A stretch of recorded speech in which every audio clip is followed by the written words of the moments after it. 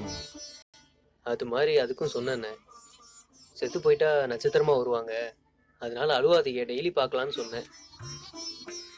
அது நட்சத்திரத்தை பார்த்துட்டு ஒரே அழுகண்ணே. அதான் இப்ப இங்க எல்லாரும் இருக்கோம்லடா, கொஞ்சம் கொஞ்சமா சரியாயிடும், விடு. ம், டேய், அந்த புள்ளைய நினைச்சு நீ ஏன்டா எவ்வளவு சோகமாவற? தெரியலண்ணே, அதுவா வருது. தண்ணி கொடுண்ணே. இல்லை, நானும் 2 நாளா பாக்குறேன், ஏன்டா ஒரு மாதிரியா இருக்க? ஏன்டா கதிரு, இவன் ஏன்டா இப்படி இருக்கான்?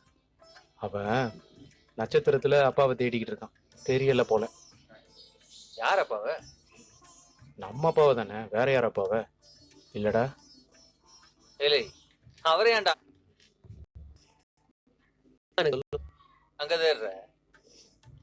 அது ஒரு சின்ன வயசு கதைன்னு உனக்கு தெரியாது. ஓ அப்படி, சரி சரி.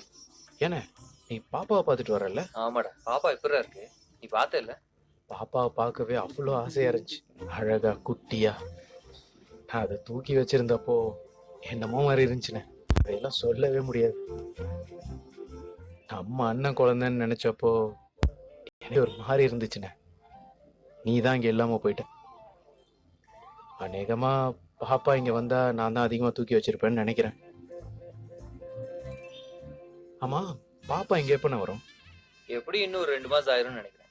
ஓ, அவ்வளோ நாள் ஆயிடுமா? என்ன சீக்கிரம்